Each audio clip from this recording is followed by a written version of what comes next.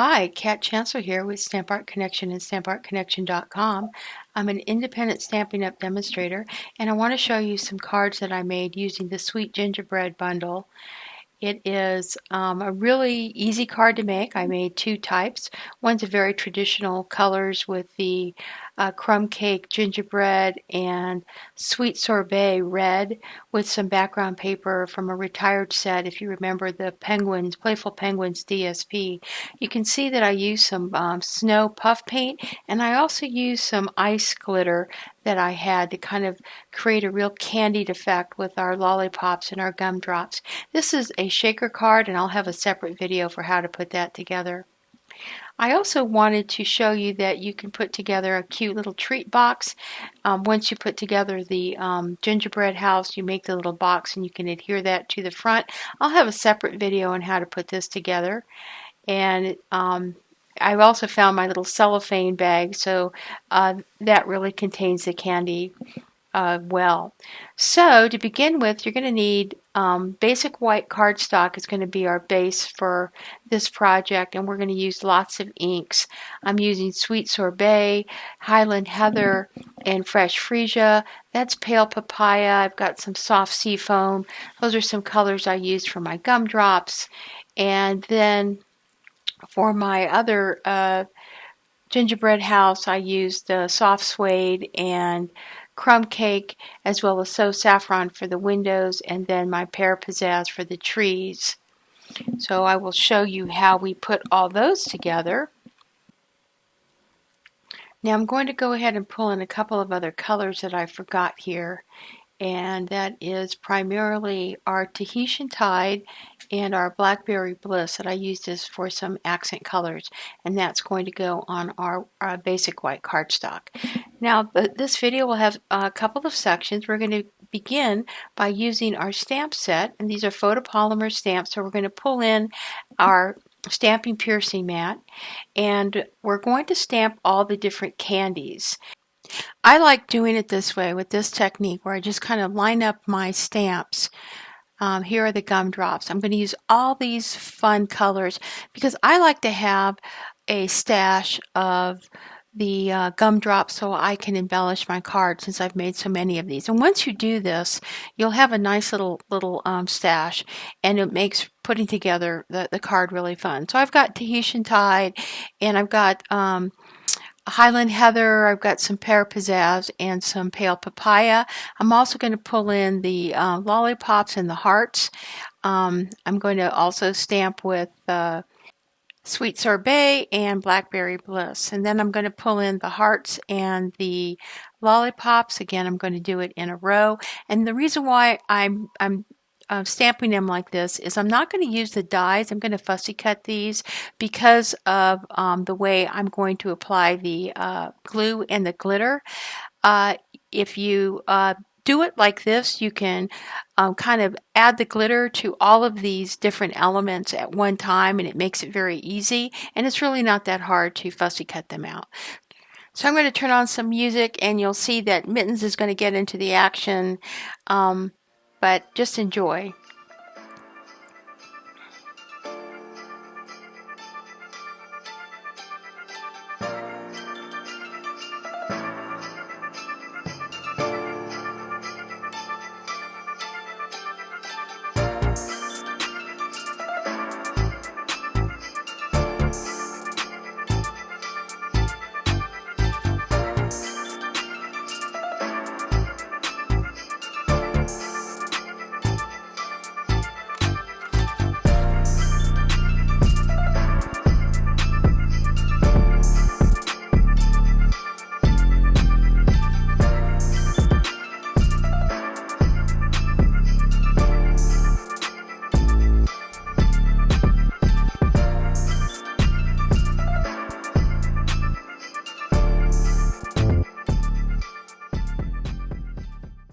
So you can see how really cool it looks when you kind of add that glitter. It really makes those candy elements look very sugary, so they look really pretty with your gingerbread. Now we're going to we're going to stamp the gingerbread, and you're going to see that little Mittens is going to come in on all of these shots. And this was filmed during a very early Saturday morning. So I have been gone on a business trip for about 2 weeks. So I've come back to my stamping room, and little Mittens just wanted to be around me, and I just didn't have the heart to shoo her off. So you'll see her come in and out of the frames here. So here I'm using my Crumb Cake, and I'm using the fresh freesia to stamp the houses. And you're going to have to excuse my head in the shot, but because these are photopolymer stamps, I have to get right over those windows with So Saffron to make sure that I cover it correctly. Now I'm doing the details, and for the Crumb Cake, I'm using the soft suede. And then there's a little kind of a curlicue detail that I'm going to stamp that goes, you just line those up right above the windows. You can see that they're kind of touching the top of the window. And then I'm using, I believe I'm using Highland Heather for the accent color for the for the fresh freesia. Again, just kind of putting the little curlicue design there. The doors are going to be in Sweet Sorbet for the Crumb Cake, and then I'm using Tahitian Tide for the fresh freesia houses. Now I'm going to pick up the roof stamp. I'm going to turn this on the side, and I'm going to see how I set it down, pick it up with my block so that I keep it in the same shape. I'm using the Highland Heather and soft suede, and I'm going to use a scan and cut, my brother's scan and cut, to cut these out. This particular mat was brand new, and it was very, very sticky, so I had to very carefully pull up all my pieces, but it cut beautifully. And this is a way, if you're doing just multiple cards at once. Now for the little piece that kind of pulled off the back of the paper, I'm just using some of my Fast Fusion to kind of glue the little paper that kind of came apart, so that I just kind of glued it back together. There's Mittens again. She has to get into the action. She just wants to be around. I just didn't have the heart to shoo her off. Now I'm going to fussy cut these. I'm just cutting them in strips, and it's just very easy just to sit there and listen to some tunes, and I find it very meditative. Have some coffee and just go ahead and cut them out. You can't do this using putting the glue on and then trying to do the brother scan and cut. I was afraid to do it because I had all that glitter on there. You're also going to have to cut out 2 pieces of the roof die using the basic white cardstock, because we're going to create a embellishment for the roofs by cutting that basic white roof shape. We're going to cut that in half, and then I'm going to turn it upside down and glue it with some Fast Fusion. The reason why I'm using Fast Fusion here instead of the multi-purpose Tombow is because when that dries and if it seeps out, it's not tacky, and that's kind of what you want for this project. I'm using the Tombow multi-purpose glue, which is very tacky, for adhering the glitter on my candy. So I just wanted to kind of point that out for the different uses of glue. You could probably use your fine tip glue as well, but I have this Fast Fusion in a bottle. So sorry about that fast change there. But there you see how we kind of created some, looks like we've got some snow on the top of our roof line, and that's going to go on top of our gingerbread house. Now, before we do that, we're going to use some of the puff paint that is available in the mini catalog. This is Snowfall Accents Puff Paint. Now, here's the secret to this. you have to put a very thin line, and then you want to put your heat gun on low and very slowly work the heat gun back and forth until the puff paint puffs.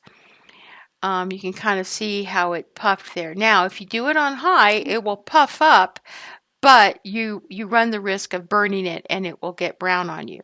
Now, the reason why you see my finger is what I'm doing is I'm kind of running some of the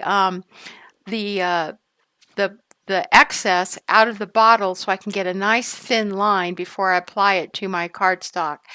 What happens if you just turn the bottle over and apply it directly on your cardstock without doing that, whether you do use your finger or use a scrap piece of paper, is that you just get a big blob.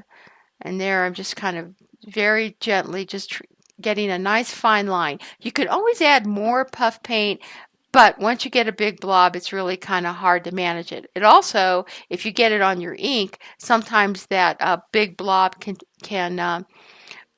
kind of take some of the ink color. So you want to be very careful. Apply it on the white, and then use your heat gun on a very low, the low setting. And Stampin' Up! Does sell a heat gun that has two settings. It has a high and a low. Not all heat guns do that. There I just added a little extra little piece, and you can see it's kind of puffs up, but then I can use an X-Acto knife and just kind of push that paint back over to the white side so it's not showing against the dark Highland Heather.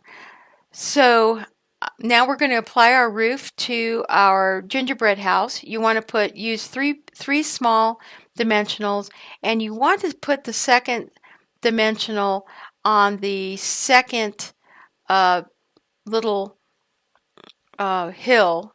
You don't want to put it on the end. So you don't put it on the end. Put it right towards the middle of the roof line, because you don't want to have any of that the dimensional sticking out behind your gingerbread house. You just want to have it lined up along your roof line. And there you go. You see how I'm just kind of adjusting to make sure that those dimensionals fit perfectly behind the gingerbread house. Now, ultimately, when we do apply the house to whatever card or that we want, we may put a dimensional on that last overhanging corner of our roof line. But there you go. See, those really come out nice. Now I'm going to add some embellishments, and these are the hearts. Some of the hearts have the candied glitter on them, and some of them don't. And in that case, I'm just going to use some Wink of Stella to kind of give it a little bit more glimmer. And since these were also fussy cut, I'm just making sure that all my little edges are kind of uniform. And then I'm going to add the mini dimensionals right on top.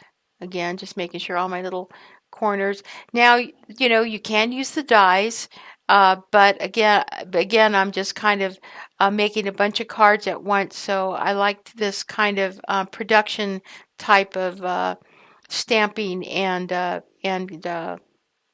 cutting, so that I can have plenty of pieces and parts available to me as I put together different types of projects. And that goes neatly there in the center. And then I'm going to pull in my Wink of Stella. There we go. And sorry for the big head there, but it does add a nice little glimmer. And that was the one heart that didn't have any icing on it. I call that icing, meaning the glitter that I added with the Tombow glue. And there we go. So just kind of neatening that up a little bit. So now we can set those aside, and we can begin the next piece, which is assembling our cards. Now to assemble the cards, I'm using the Sweet Sorbet as a base. I have a layer of Whisper White, which is and I'll have all of these are going to be on my PDF, and then I'm going to have another layer of the DSP. I cut the hill that comes out of the dies, and what I'm doing here is I'm marking it because I want to trim it down a little bit so that it fits within the frame of the DSP, because it is rather long, and it works well for if you had the card kind of going landscape instead of portrait. But I like the portrait because I can fit that the cloud sentiment very easily on top. And I'll go ahead and play some music so you can watch as we go ahead and assemble this card.